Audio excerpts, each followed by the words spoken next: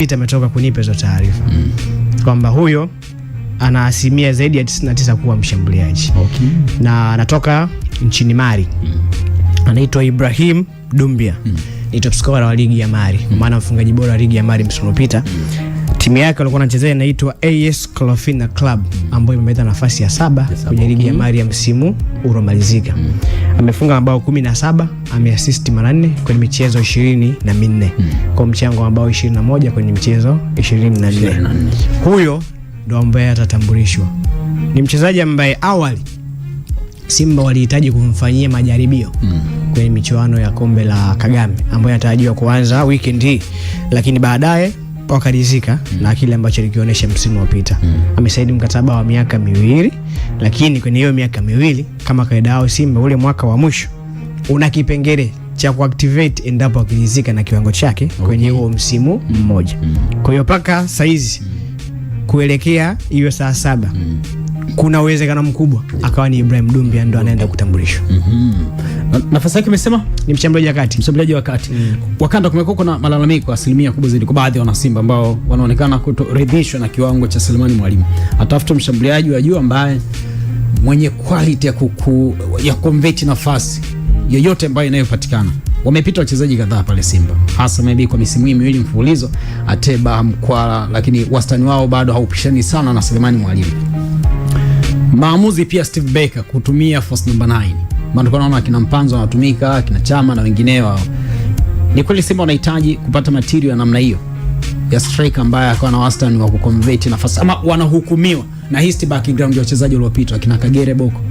Na kwa bahati nzuri ama mbaya, reference ya mshambuliaji bora wa nchi ipo Simba. Yani kwenye kipindi cha hivi karibuni. Yani ukisema bwana tunatafuta tuone orodha ya washambuliaji bora ambao wamewahi kucheza Tanzania, Simba wao wana wachezaji wengi ambao wamepita kwenye ile eneo la ushambuliaji. Utamgusa Medi Kagere, utamaliza hapo tena ukamgusa John Raphael Boko ambao ndio hii era kuanzia kama tunagusa 2020 kuja hivi juu. Yanga wanaye Fiston lakini mmoja. Lakini Simba ndio wanao tons of them. Sasa ni kipi ambacho Kagere aliwapa wana Simba, Boko aliwapa wana Simba, washambuliaji wengine wameshindwa kuwapa wana Simba? Sio magoli. Kwa sababu Desi amefunga goli 13 kaweka kambani. Ateba amefunga bao 13 ameziweka kambani.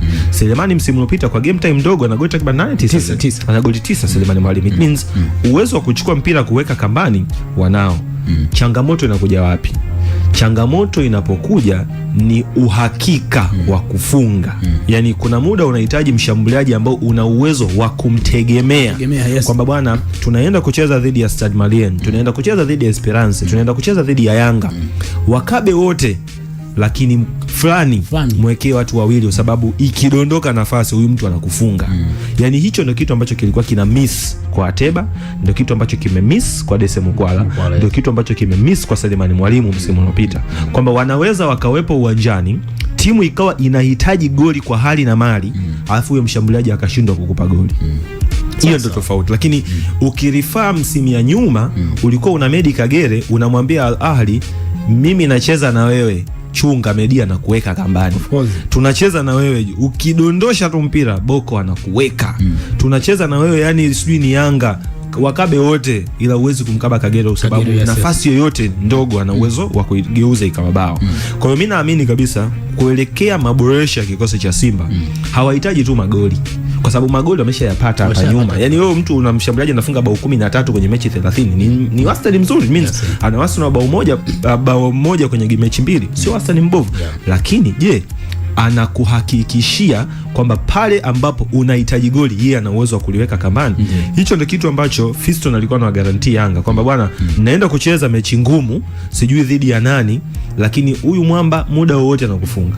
Kwamba haijalishi unacheza na nani, kuna muda unaweza ukawakaba kina Zizki, kuna muda unaweza ukawakaba kina Pakome, lakini Mayele anakuambia mimi mkinipa nafasi na waweka kambani.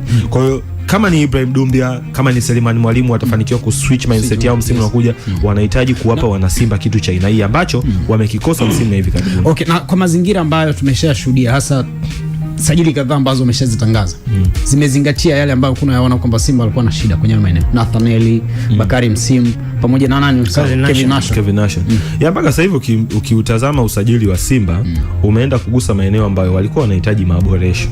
Kwa sababu eneo la namba 2 mimi naamini msimu unaokuja Simba amemsajili Nathaniel Chilambo, ila jezi anavaa Kapombe. Okay. Yes, hicho ni kitu ambacho mimi naamini kabisa. Zile tetesi za Kapombe kwenda Singida? Sioni kama ni jambo ambalo linabaki kama tetesi. Maana Simba kwa msimu hata ulioisha wameenda pre-season na wachezaji wake wote professional kabisa. Kuna wachezaji wengine ambao wakati msimu unaanza wakame, yani mimi naamini ni ngumu sana kwa Kapombe kuondoka. Yani ni ngumu sana kwa Kapombe kuondoka. Na ni ngumu sana kwa mchezaji mzawa kushindana na Shomari Kapombe. Kwa sababu daraja ambalo ameliweka yule jamaa daraja la juu sana. Namna ambavyo anaisaidia Simba ni namna ya kiutofauti na nikiangalia wachezaji wengine. Maana ukiangalia mshoni wa msimu licha ya majeraha aliyokuwa ameyapata, jezi ilikuwa kivaa Duchu, gap ulikuwa unaliona kwamba hakupi vile ambavyo Shomari angeweza kukupa. Meaning wameenda kuongeza mchezaji mzuri Nathaniel Chilambo ambaye ana uwezo pale ambapo Shomari hayupo labda akavaa viatu vyake, lakini sio kwa 100%. Eneo lingine ambalo lilikuwa ni muhimu sana ni eneo la katikati, eneo la kiungo namba 6. Nation versus Yusuf Kagoma. Hii ni battle ambayo inaenda kumuongezea mtu mmoja ubora. Kwa sababu Kagoma sasa hivi hata relax. Ana uhakika kwamba the moment ninapoteza nafasi yangu kwenye kikosi cha kwanza, Nation akikaa pale atagoma kutoka. Nation pia anaiona nafasi ya kupambana na Yusuf Kagoma kwa sababu washawahi kucheza kwenye timu kadhaa huko nyuma, washawahi kucheza pamoja na wakawa na compete kwenye hiyo nafasi. Kwa hiyo mimi naamini wamezingatia hivyo vitu. Kwa Bakari msimu, ni sajili zetu zile za kawaida ambazo huwa tunaziona msimu yote kwamba kwenye usajili wa wachezaji 10, 15, 20 ambazo hizo timu zetu zimekuwa zikifukuzia, unakutana na kundi la wachezaji ambao wanakuja kuongeza idadi. Kwa hiyo sioni nafasi ya Bakari moja kwa moja kuchallenge, namuona kama squad player. Lakini hao wawili Nathaniel pamoja na Kevin Nation, hizi ni sajili muhimu sana kwa Simba. Okay, kuna namna unatishika na usajili wa Simba? Msajili of Mike mimi na wewe tulizungumza. Hapana. Kwamba unamuona mnyama mshindani kwa msimu unaofuata. Walimaliza msimu wakiwa na timu nzuri sana. Kwa hiyo inawezekana maboresho yasiwe mengi sana. Eneo ambalo linaonekana linahitaji mtu kwa mujibu wa kile ambacho mwalimu anakihitaji ni eneo la ushambuliaji. Ndio ambao anaenda kutambulishwa huyo Dumbia kama tatizo zangu zitakuwa hivyo. Okay. Sasa ni mchezaji ambaye binafsi siwezi kukaa hapa kuwathibitishia watu kwamba huyu ni mshambuliaji wa hatari, sijaye kuona. Hapana. Ni mchezaji ambaye inawezekana labda akahitaji muda sana au hata sifikia hayo matarajio. Kwa mpaka sasa hizi sijaona sajili ambayo ni ya kutisha kiasi kwamba useme sasa hapa Simba ameongeza mchezaji ambaye anaenda kukuza daraja la ubora. Yani kama ni beki, huyo beki Simba hawakuwahi kuwa naye, anaenda kuongeza ubora kwenye hilo eneo. Kama ni mshambuliaji, basi huko nyuma hawakuwahi kuwa naye, huyu anayekuja anakuja kuongeza ubora. Wote nimeona ni madaraja fulani vya kawaida. Kwa mpaka sasa hizi ambacho nakiona ni hatari kwa Simba ni timu yao tu ambayo ilimaliza msimu, lakini kwenye haya maelezo mapya bado sijaona sajili ambayo inaenda kuongeza ubora ambao msimu mpita haukuwepo. Sasa baada ya Doto kulwa ni Yanga, si mnajua Yes, Mwananchi Yanga Afrika hapo jana wakiongozwa na rais wa kikosi hicho Engineer Hersi Said walipata nafasi ya kuweza kuzuru uwanja wa Uhuru jijini Dar es Salaam kwa ajili ya msimu mpya wa mashindano 2026-27 na rais huyo yeye akiongoza benchi lote la ufundi na kikubwa zaidi ni kuhakikisha kwamba wanajua ABC ya uwanja wao kwa ajili ya msimu mpya wa mashindano. Kwa Engineer Hersi Said alifika pale na sofa haya ndo mazingira yenyewe, mtu anze kujua kabisa kwamba bwana huo ndo mlango tunaingilia, huwa tunatokea nje Uhuru. Na hujafika muda mrefu. Kama miaka katikati hapa. Kifupi kwa mtu ambaye hajauona maboresho na uwanja Uhuru una mageti mengi. Una mageti mengi sana. Utaamua tu kupita wapi? Utaamua tu kupita wapi? Kama Mkapa tu. Kuna ile la kutokea Mkapa, kuna ile la linaloingiliana na nani kule. Yes, kuna ngambo ya jeshi huko, kile kituo cha daladala pale kuna geti. Kuna nyingine kule Indo. Uwanja huu unaingilika. Utaamua tu. Utaamua upita wapi? Hata ukitaka kuruka utaruka. Nimesoma comment na upande wa Mkapa ule uzio ni mfupi sana ule. Ushafanya kazi jina la kocha wa Yanga? Nitamka kocha wa Yanga. Lina ni kocha wa Yanga. Mimi sitaki mambo mengi.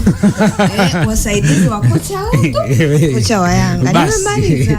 Wakanda nipo kwenye hatua za mwisho za kuweza kulitamka jina la kocha wa Yanga vizuri, lakini kwa mujibu wa watu ambao niliwauliza akaniambia hata ukimuita Magoba Ngiti upo sahihi. Magoba Ngiti upo sahihi. Na uwe huru bwana Wakanda, maana yale maswali tumemwachia Duduke. Of course sasa mbona ishikizungumzia hicho? Sisi wakati tunasoma au si wenyewe kwenye mitaala yetu hatuna hiyo slang ya Q hiyo kwenye matamshi yetu ya Kiswahili. Mmenielewa ndugu zangu? Kwa hiyo muwe huru kabisa. Kwa hiyo kwenye slang yetu sisi hicho kitu hakipo. Kwa hiyo ukisema Mangoba kama ulivyosema Mgithi hujakosea. Ni ngiti, si ndivyo? Hujakosea.